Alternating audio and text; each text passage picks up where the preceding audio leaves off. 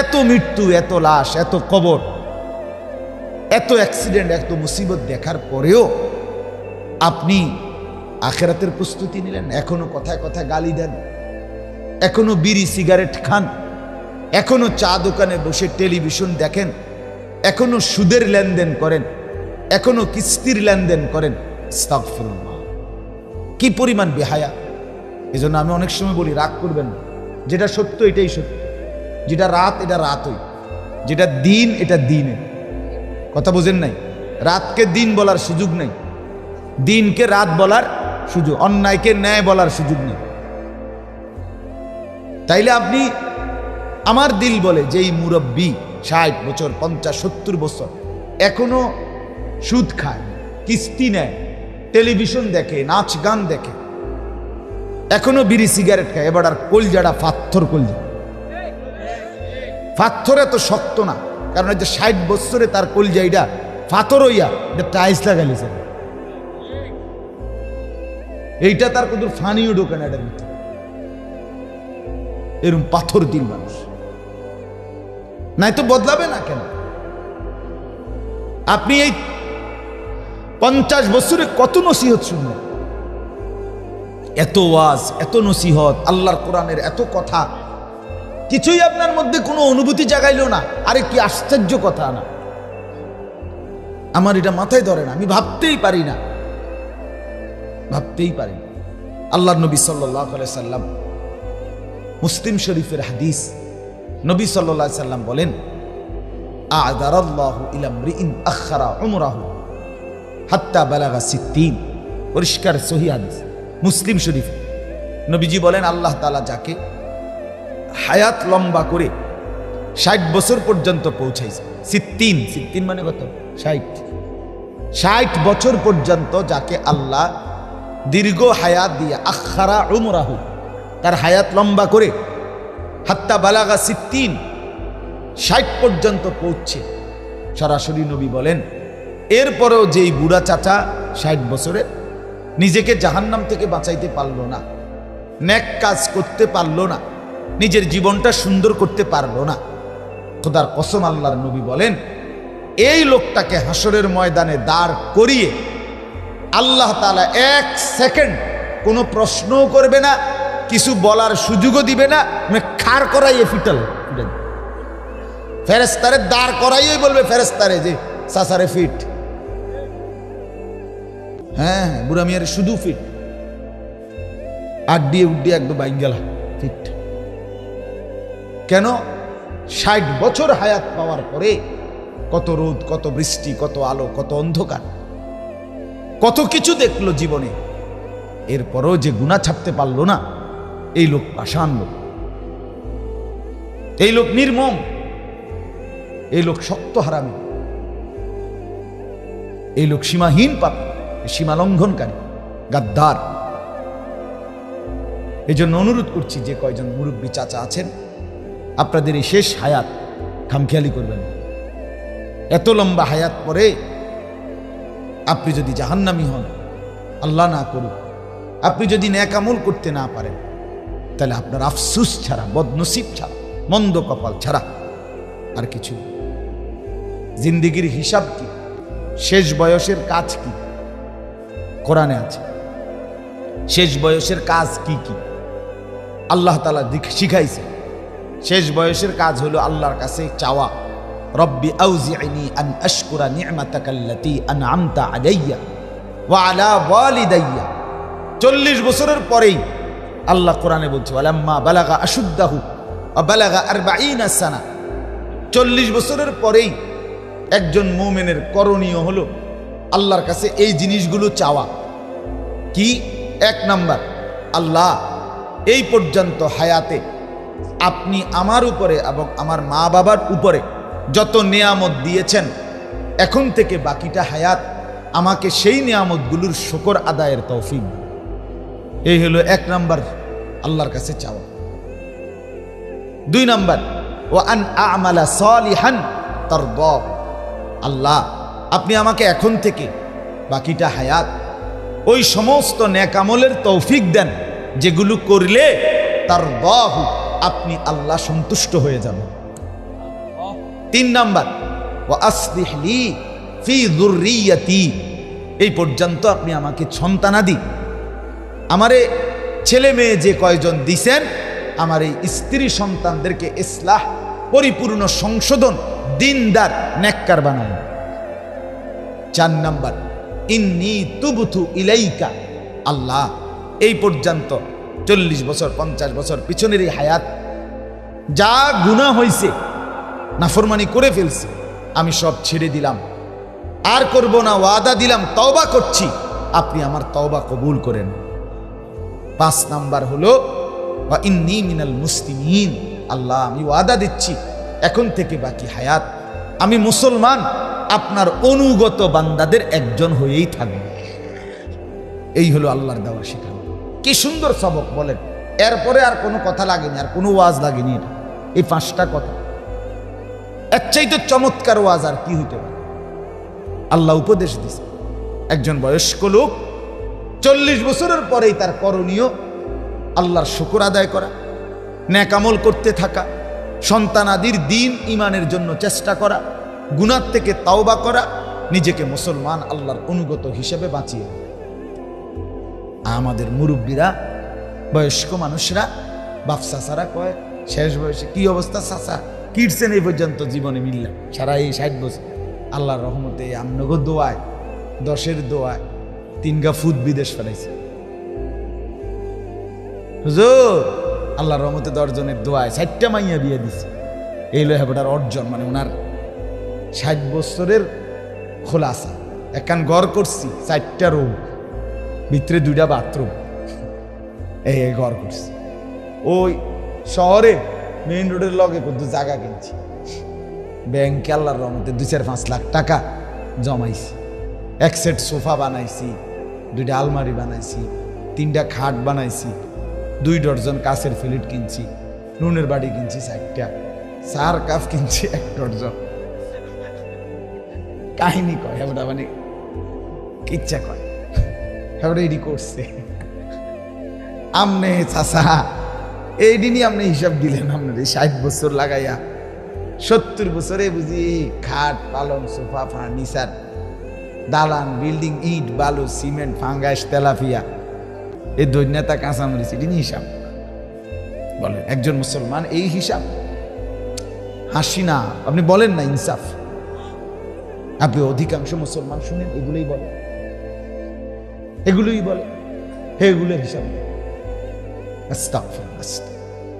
এটা তো মূল বিষয়। মূল বিষয় হলো 3টা ছেলে যে আপনার, 3 জন নামাজ পড়ে তো, এটা কর।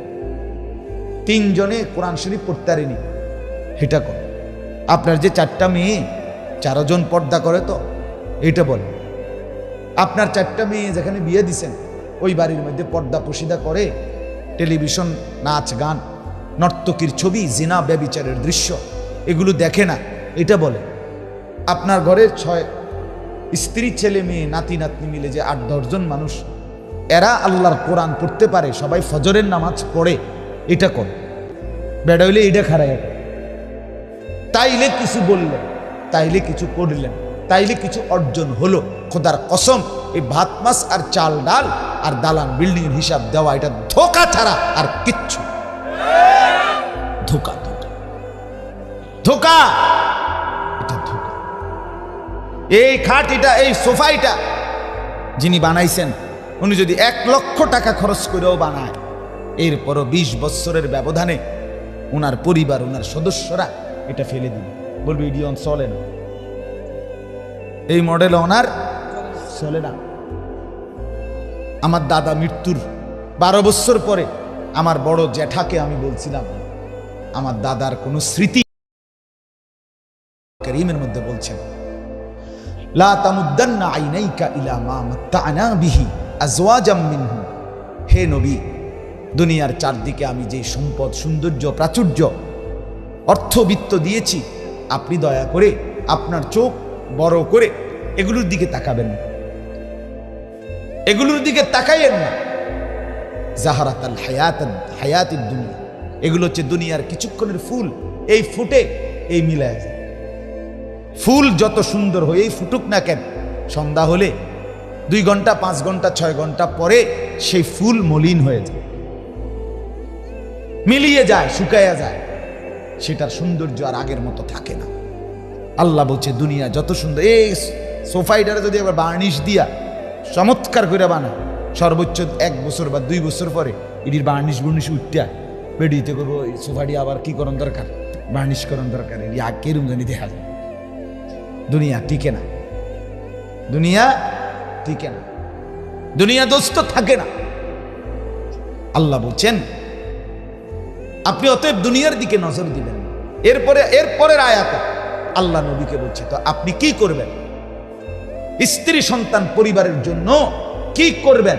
খোদার কসম কোরআনের আয়াত আল্লাহ বলছেন ওয়ামুর আহলাকা বিসসালাহ, হে নবী বরং দুনিয়ার এই অর্থ সম্পদের দিকে না তাকাইয়া, দালান বিল্ডিং এর পেরেশানি না কইরা আপনি আপনার পরিবারের সদস্যদেরকে বিসসালাতি, নামাজের আদেশ করুন, নামাজের আদেশ করুন। ওয়ামুর আহলাকা বিসসালাত, নামাজের আদেশ করুন। ওয়াসতাবির আলাইহা, আপনি নিজেও 5 ওয়াক্ত নামাজের উপরে মজবুত থাকুন। সন্তানকে উঠান, বিবিকে উঠান, নিজেও নামাজের উপরে মজবুত থাকুন।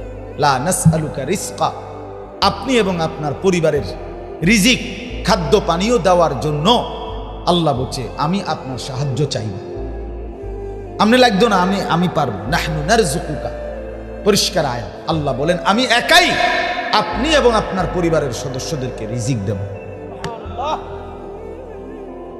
আরে বাপ, আল্লাহ বলছেন আমি দেব বান্দা, ভাতের ফিকির আমি করব, নামাজের ফিকির তুমি করো।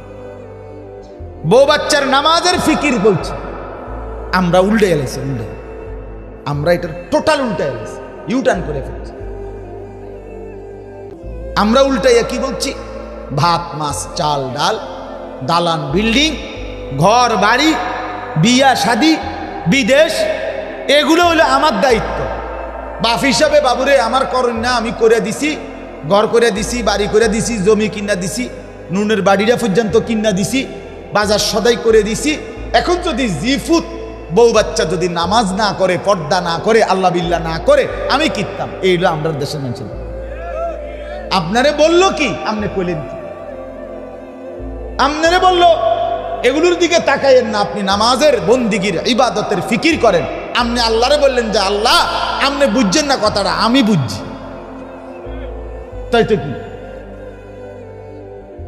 বলেন? আমাদেরকে এই অসভ্যতা কে শিখায়? ইবলিস ছাড়া আর কেউ?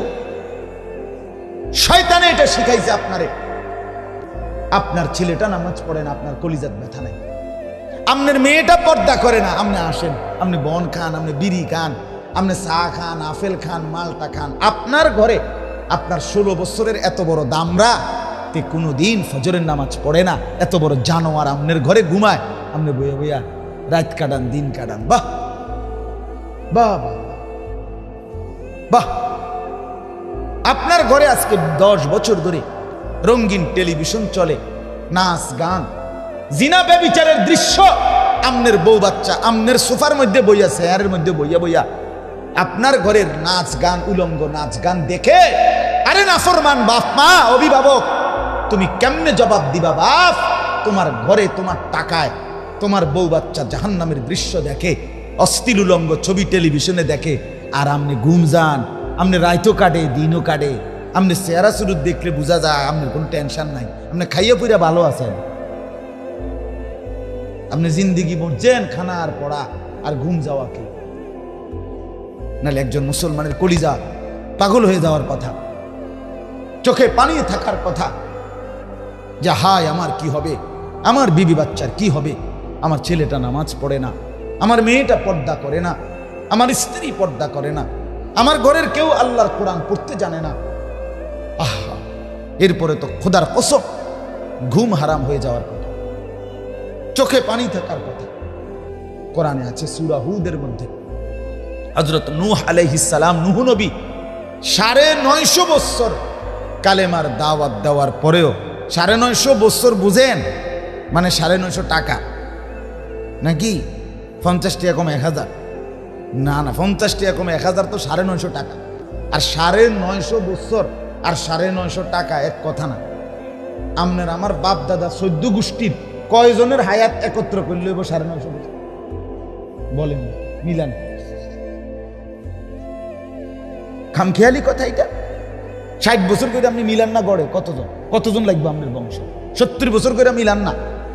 950 বছর কালেমার দাওয়াত দেওয়ার পরেও যেদিন তুফান শুরু হয়ে গেছে, কোরআনে আছে তন্দুরি থেকে, চুলার ভেতর থেকে পানি বের হয়ে গেছে, তুফান শুরু হয়ে গেছে, পানি বের হয়ে গেছে, নৌকা ছেড়ে দিবে এই মুহূর্ত খোদার কসম কোরআনে আছে, নূহ নবী তার ছেলেটাকে কালেমা পড়াইয়া নৌকায় উঠাবার জন্য সর্বোচ্চ শেষ মিনিট চেষ্টা করে গেছে। ইয়া বুনাইয়ার কাম মা'না, নূহ নবী বলছে বাপ কেনানকে, বাপ এখনো শেষ সময় আছে, কালেমা পড়ে আমার নৌকায় উঠে পড়ো। কাফের ছেলেটা বলল না বাবা, উঠব না। সাআবি ইলা জাবালিন ইয়াসিমুনি মিনাল মা, আমি ওই উঁচা পাহাড়ের উপরে আশ্রয় নেব, সেই পাহাড় আমাকে তোমার খোদার পানির থেকে বাঁচিয়ে দেবে।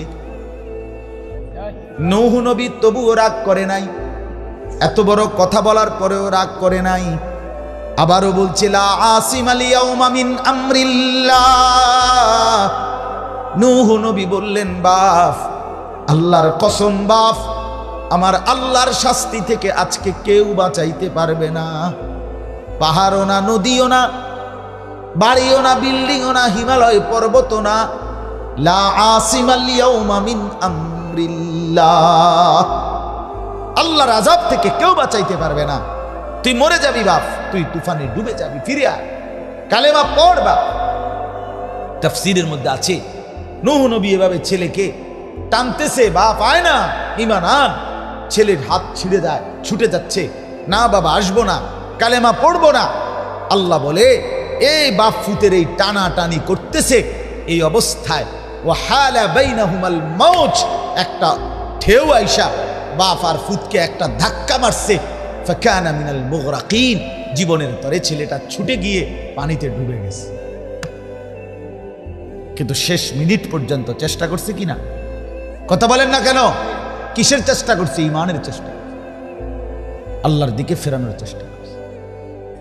আমি শেষ বয়স বাবুরে, আমি বেশিতে বেশি সাদওয়ানের বেশি কোনো দিকে যাইতে পারি না, যে দুঃশল্যে কুলায় সাদওয়ানে বইয়া তাই বন বিড়ি খাই, জিভুত নামাজ পড়লে পড়ুক, না পড়লে না পড়ুক, বাদ দেন, হ্যাঁ ওটা শৈল্যে দেন, ওটা সাদওয়ান ছাড়া অন্য কোনো দিকে যায় শৈল্যে দেন।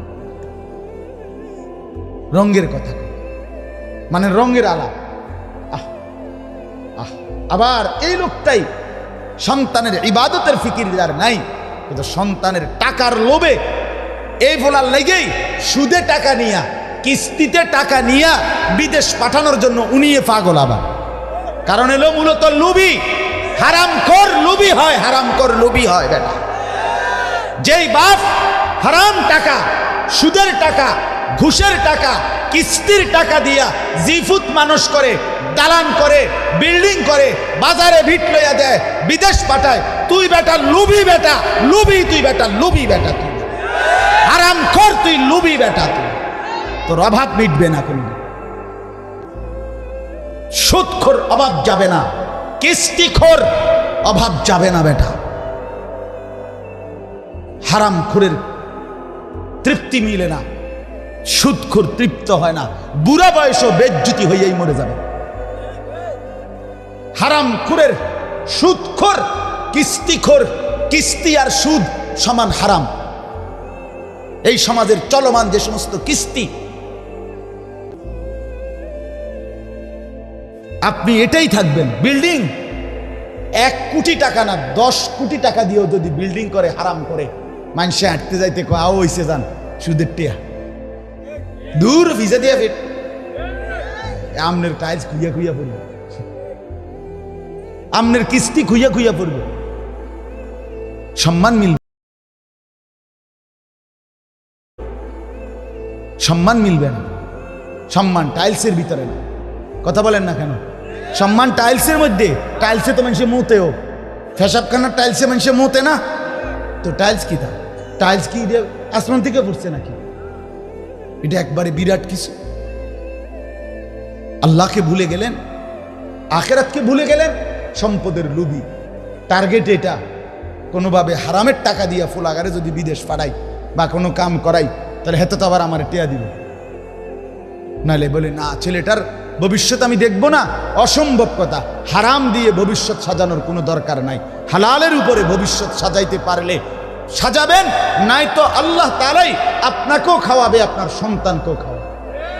যে বেটার বাপ মরে গেছে জন্মের সময়, এই বাচ্চা সে বড় হয় নাই, সে বিল্ডিং করে নাই, সে বিয়া করে নাই, তার ব্যবসাপাতি হয় নাই, তো হেতে কেমনে বাঁচবে? আমি মরে গেলে, আমি কিছু করে না দিয়া গেলে, সুদে ঘুষে মিল্লা আমার ফুদগুন কেমনে চলবো? আপনি মরে চান না, সুন্দরে চলবো। কথা বলেন না কেন? আপনি মরে দেখেন, আপনি যেদিন মরবেন সেদিনও আপনার জিফুট ভাত খায়। দুনিয়ার ধোকা। সকালবেলা তো কানছে, ঠিক আছে, জানাজাও দিছে, দাফনও করছে, কানছে, চোখও মুচ্ছে, কিন্তু রাত ঠিকই 9টা-10টার দিকে বইয়া ভাত খায়। ভাত খায়, এ কান দেও ভাতও খায়, খায় না? কথা বলেন না কেন? আরো অন্যান্য আত্মীয় স্বজন কয় দুগা ভাত বাড়াই এলো, আরে যেই কান্দাটা কাঁদছ শরীরটা দুর্বল হয়ে যাব। হ্যাঁ, লো জোর করে যাইতে আরো ফার্মের মুরকা আরো একটু বলেছে, খাও ভাত খাও। তো তাইলে যে লোকটা কান্দলো সে আবার ভাত খায় কেমনি? বুঝা গেল দুনিয়ার ধোকা, দুনিয়ার ধোকা, দুনিয়ার ধোকা। আখিরাত আসল। এজন্য নিজের আখিরাত সাজাবেন। সন্তানকে হারাম দিয়ে মানুষ করার দরকার নাই। স্ত্রীকে, বিবি বাচ্চাকে হারাম উপার্জন দিয়ে, এটা কোনো সেবা না, এটা কোনো উত্তম কাজ না। আমার আল্লাহ আমাকে হালাল ভাবে যতটুকু দিয়েছেন অতটুকুর উপরেই বিবি বাচ্চা নিয়ে সন্তুষ্ট থাকা, এটা তাদেরও জান্নাত, আপনারও জান্নাত। আল্লাহ আমাদেরকে বুঝার তৌফিক দান করেন, আল্লাহ আমাদেরকে কবুল করেন। আমার বাপ, ভাবতে শিখেন, ফেলে দিয়েন না কথা। শুধু তামাশা মনে করবেন না, শুধু ভাববেন না কথার কথা বলছি, এটা মনে করে কয় তো ভালো লাগেই তো কয়, বুঝি তো আমরা লাগেই তো কয়, পারি তো না, মানে আমি 1 ঘন্টা কইলাম, হ্যাঁ বেটা 1 কথা শেষ করে দিছে, একের মাড়ি ঢালাই দিয়েছে রে, ফানি চুবাইলিছে, পারি তো না, কয় তো বালাই, বুঝি তো আসলে তো দরকার, কিতা করতাম, পারি না, শেষ। এই সমস্ত বাজে কথা বলার সুযোগ আছে আপনার? মানে পারেন না, মানে কি পারেন না? আপনি মানুষ না? আল্লাহর হুকুম মানা, কোরআন মানা, দিন মানা আমার আপনার প্রত্যেকের পক্ষে সম্ভব কিনা? সম্ভব। যদি বলেন সম্ভব না, তাহলে আপনি আগে বলেন আপনি ছাগল কিনা? গরু এবং ছাগল তার জন্য সম্ভব না। যদি আপনি মানুষ হন, আল্লাহর কসম আপনার জন্য দিন মানা সহজ, সম্ভব, সম্ভব, সম্ভব। কাজে আপনি আগে ফয়সালা করেন আপনি মানুষ না ছাগল।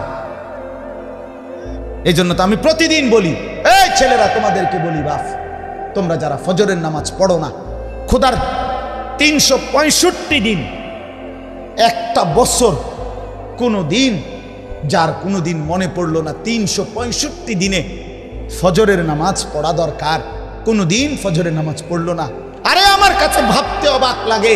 আমি মাঝে মাঝে চিন্তা করি, বেটা একটা বছরে কোনোদিন ফজরের নামাজ পড়লা না, তুই মানুষের বাচ্চা কিনা? আমার এটাই সন্দেহ হয়, বেটা মুসলমানের বাচ্চা কিনা সন্দেহ। তোমার রক্তে কোনো ইসলাম আছে কিনা সন্দেহ হয়। তুমি মার পবিত্র দুধ খাইছো কিনা এটাও সন্দেহ হয়। একজন মুসলমান, আমার পরিচয় আমি মুসলমান, আমি একটা বছর 6টা মাস কোনো দিন ফজরের নামাজ পড়লাম না, আমি মানুষের বাচ্চা হইলাম কেন? কোরআনে আছে, আল্লাহ নবীকে বলছে, বন্ধু মনের ইচ্ছা মতো যে চলে, মনের চাহিদা মতো আল্লাহর হুকুম মেনে চলে না, রসুলকে আল্লাহ শুনাইছে, ইনহুম ইল্লা কাল আনআম, এইটা আর কিছু নয়, আর কিছু নয়, শুধুই জানোয়ার, শুধুই জানোয়ার, শুধুই জানোয়ার। নফি ইস্তেসনা, ইনহুম ইল্লা কাল আনআম। নফি ইস্তেসনার অর্থ তাকিদ, অর্থাৎ আর কিছু নয়, শুধুই কি বলেন? জানো, শুধুই জানো, শুধুই জানো। আল্লাহ বলছে পরিচয়, রসুলকে বলছে, আপনাকে শুনেছি বন্ধু, নবীকে আল্লাহ বলছে। মনের ইচ্ছা মতো যে চলে সে আর কিছু না, শুধুই জানো তার পরিচয় একটাই, আনআম, চতুষ্পদ জন্তু, গরু, ছাগল, কুকুর, বিড়াল, চতুষ্পদ জানোয়ার। এটা বাল আদাল্লু সাবিলা, বরং তার চাইতো নিকৃষ্ট পথ, তার চাইতে নিম্ন। কেন?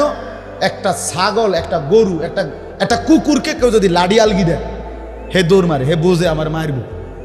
তাহলে কুকুরের এর দূর দিমাগ আছে যে আমাকে এই লাঠির থেকে বাঁচা দরকার, আর এই নাফরমানের এর দূর দিমাগ নাই আমার জাহান্নাম থেকে বাঁচা দরকার। এই জন্য তুমি কুকুরের চাইতো নিকৃষ্ট, জানোয়ারের চাইতো নিকৃষ্ট, গরু ছাগলের চাইতো নিকৃষ্ট। এই জন্য জিন্দিগি দোস্ত, অনুরোধ করছি, আমার কথা আমি লম্বা করছি না, আমার ছেলেরা, তোমরা আমাদের সন্তান, তোমরা আমাদের ছোট ভাই, তোমরা আমাদের যুবক বন্ধু, তোমরা ভাবতে হবে, তুমি তোমার পরিচয় শিখো। তু আগার মেরা নিহি বনতা না বন আপনা তো বন, তুমি আমার কোনো উপকার যদি না করো, কইরো না, নিজের বরবাদ করো, আপনা তো বন। সৈয়দ আবুল হাসান আলী নদভী রহমতুল্লাহ বলছে, তুমি নিজের জন্য ভাবো, নিজেকে নিয়ে কদ্দুর ভাবো, এখানে নিজেকে এভাবে নষ্ট করে দিও। সারা রাত উলঙ্গ ছবি দেখা, তুমি বন্ধু শেষ হয়ে যাবে। 5 ওয়াক্ত নামাজ, 1 ওয়াক্ত নামাজও তোমার পড়তে মন চায় না। আহা বন্ধু, আহা ছেলে, তুমি তো বরবাদ হয়ে যাবে, তুমি তো জন্তু জানোয়ার, কুকুর বিড়ালের চাইতে নিকৃষ্ট হয়ে যাবে। এটা কি কোনো জিন্দিগি হলো? আরে ভাইয়া, এটা কি জীবন? একজন মানুষ কতক্ষণ মোবাইল টিপে, একজন মানুষ কতক্ষণ উলঙ্গ ছবি দেখে, বিনোদন কতক্ষণ? আমাদের আর কোনো কাজ নাই। আমরা আসছি শুধু এই বেডি দেখানোর লেগা। আল্লাহ তাআলা সৃষ্টি করছে শুধু নারী দেখার জন্য।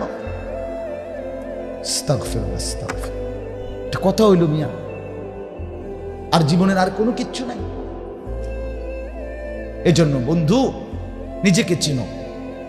আজ বড় আফসোসের ব্যাপার, মাত্র 92 লক্ষ, 1 কোটি না, ইসরায়েলের ইহুদি, এই যাদের কথা বারবার আপনারা শুনতেছেন, 1 কোটি কাফের না, ইসরায়েলের ইহুদি 90 থেকে 92 লাখ।